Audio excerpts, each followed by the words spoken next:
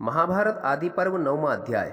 जन्मेजय ने कहा, हे प्रभु, मुझको अपने वंश का इतिहास जानकर अत्यंत हर्ष हुआ है। कृपया बताएं कि महाराज ययाति ने क्षत्रिय होकर के ब्राह्मण शुक्राचार्य की कन्या से कैसे विवाह किया।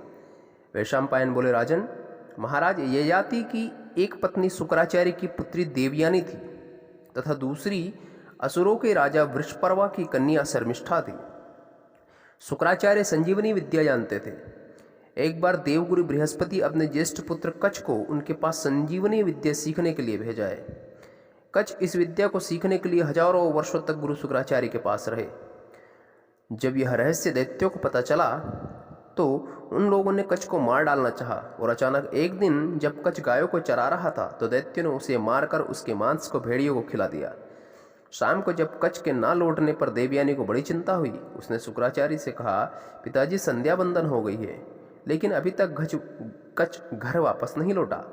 शुक्राचार्य ने संजीवनी विद्या के बल से उसे जीवित करके पुकारा तो वह भेड़िए के पेट से बाहर निकलकर आया और गुरु को संपूर्ण वृत्तांत सुनाया।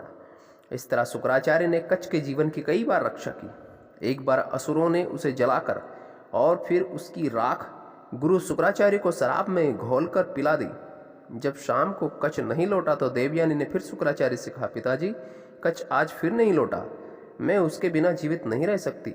शुक्राचार्य ने उसे फिर संजीवनी विद्या से जीवित कर दिया, पर इस बार उसे अपने पेट के अंदर से बोलते देखकर शुक्राचार्य बोले, बेटा, तुम मेरे पेट को चीरकर बाहर निकल आओ और मेरी मृत्यु हो जाने पर मुझे पुनः संजीवनी विद्या के दम से जिंदा कर देना। कच ने ऐसा ही किया। इसके बाद पूर्ण विद्या सीखकर जब कच वापस जाने लगा तो देवयानी बोल उठी, कच, मैं तुमसे प्रेम करती हूँ, तुम मुझसे विवाह कर लो। कच बोला, नहीं, तुम मेरे गुरु की पुत्री हो, इसलिए मेरी बहन हुई। मैं ऐसा नहीं कर सकता। यह सुनकर देवयानी क्रोध में आकर शाप दे देती है और बोलती है कि तुम्हारी संजीवनी विद्या सफल नहीं होगी। इसके प्रत्युत्तर में कच ने कहा, देवयानी, तुम्हें भी पत्नी के रूप में कोई ब्राह्मण स्वीकार नहीं करेगा। इसके बाद कच देवलोक वापस चले गए। यहाँ देवताओं ने उनका सम्मान करते हुए उन्हें यज्ञ में भाग दिया। राजन, अब तुम समझ गए होंगे कि ब्राह्मण कन्या देवयानी महाराज ययाति की पत्नी कैसे हुई। एक बार देवयानी और शर्मिष्ठा नग्न होकर जल क्रीड़ा कर रही थी। देवयोग से ऊपर से देवराज इंद्र आ रहे थे। उन्हें देखते ही वे दोनों जल के बाहर निकल पड़ी और कपड़े पहनने लगे, किंतु जल्दी से में शर्मिष्ठा ने देवयानी के कपड़े पहन लिए। इस पर देवयानी को बड़ा क्रोध आया और वह बोल उठी, अरे दुष्टा, आज तूने मेरे वस्त्रों को पवित्र कर दिया। इतना सुनते ही शर्मिष्ठा देवयानी से झगड़ पड़ी और मौका पाकर उसे कुएं में ढकेल कर अपने घर चली गई। सहसा उधर से ययाति शिकार खेलते हुए आ निकले। वहां प्यास लगने पर वे कुएं के निकट जा पहुंचे और फिर उसमें देवयानी को गिरी हुई देखकर उसे बाहर निकाला। देवयानी के घर वापस आकर संपूर्ण वृत्तांत अपने पिता शुक्राचार्य को सुनाया। शुक्राचार्य को यह सुनकर बड़ा क्रोध आया। वे देवयानी सहित नगर छोड़कर जाने लगे। इस पर दैत्यराज वृषपर्वा गुरु शुक्राचार्य को मनाने लगे। शुक्राचार्य बोले, यदि देवयानी को प्रसन्न कर लिया जाए तो मैं प्रसन्न हो जाऊंगा। वृषपर्वा ने इस पर देवयानी से कहा, देवयानी, तुम जो चाहोगी मैं उसे पूरा करूंगा, अब तुम प्रसन्न हो जाओ। देवयानी ने उत्तर दिया कि शर्मिष्ठा जीवन भर मेरी दासी बनकर रहे तो मैं प्रसन्न हो जाऊंगी। शर्मिष्ठा को जाति हित को ध्यान में रखकर इसे स्वीकार करना पड़ा। इसके बाद देवयानी की इच्छा से शुक्राचार्य ने उसका विवाह राजा ययाति से कर दिया। अब दासी के रूप में शर्मिष्ठा को भी उसके साथ जाना पड़ा। बाद में देवयानी के यदु और तुर्वसु नामक 2 पुत्र हुए। इसी बीच एक दिन शर्मिष्ठा ने ययाति से पुत्र प्राप्ति के लिए निवेदन किया। ययाति ने उसकी बात मान ली। इससे शर्मिष्ठा के भी द्रुह्यु, अनु और पुरु नामक 3 पुत्र हुए। लेकिन देवयानी को इसका पता चलते ही वह रुष्ट होकर शुक्राचार्य के पास चली गई। शुक्राचार्य ने अब क्रोधित होकर ययाति को वृद्ध हो जाने का श्राप दे दिया। यह सुनकर ययाति व्याकुल होकर प्रार्थना करने लगे, प्रभु, बिना भोग के तृप्ति हुए भी आपने मुझे बूढ़ा बना दिया। शुक्राचार्य इस प्रार्थना से द्रवित होकर बोले, यदि कोई युवक तुम्हारा वार्धक्य अर्थात बुढ़ापा लेने को तैयार हो जाए तो उसकी जवानी तुम्हें मिल जाएगी।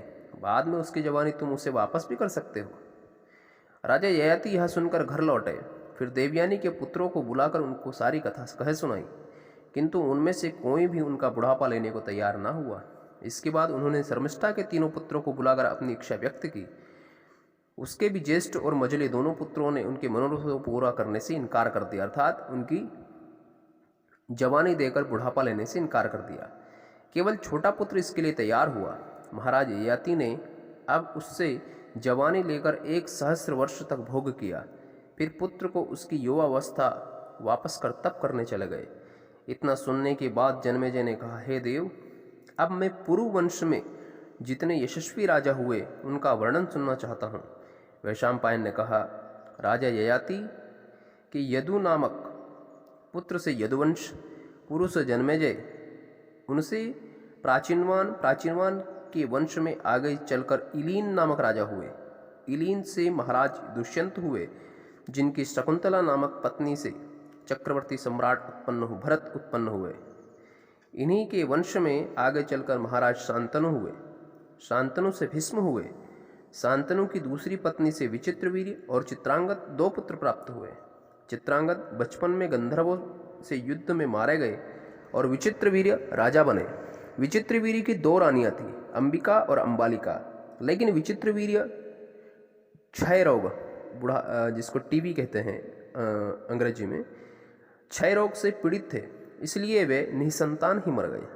तब उनकी माता सत्यवती की आज्ञा से वेदव्यास ने अंबिका से, धृतराष्ट्र अंबालिका से और पांडु और उनकी दासी से विदुर को उत्पन्न किया। किसने किया? वेदव्यास ने। धृतराष्ट्र की पत्नी गांधारी के 100 पुत्र हुए। उनमें सबसे बड़े पुत्र का नाम दुर्योधन था। उनकी एक कन्या भी हुई जिनका नाम दुश्शाला था। पांडु के 2 पत्नियों से 5 पुत्र हुए जिनके नाम थे, 5 पुत्र थे। कुंती से युधिष्ठिर, भीम और अर्जुन तथा माद्री से नकुल और सहदेव हुए। द्रुपद राज की कन्या द्रौपदी 5 पांडवों की पत्नी थी। द्रौपदी के 5 पुत्र प्रतिविद्य, सुतसोम, श्रुतकीर्ति, शातानिक, श्रुतकर्मा हुए। युधिष्ठिर की दूसरी पत्नी देविका से यौधेय, भीमसेन की दूसरी पत्नी बलम्भरा से सर्वहु, अर्जुन की दूसरी पत्नी से सुभद्रा से अभिमन्यु, नकुल की दूसरी पत्नी करेणुमति से निर्मित्र, सहदेव की दूसरी पत्नी विजया से सुहोत्र का जन्म हुआ। भीमसेन की हिडिंबा नामक पत्नी से घटोत्कच का जन्म हुआ। लेकिन ये सभी बचपन में ही युद्ध करते हुए मारे गए। इनमें से केवल अभिमन्यु की पत्नी उत्तरा के गर्भ से महाराज परीक्षित उत्पन्न हुए। इन्हीं परीक्षित के पुत्र आप 3 भाई हैं और यही पुरुवंशजों की कथा है।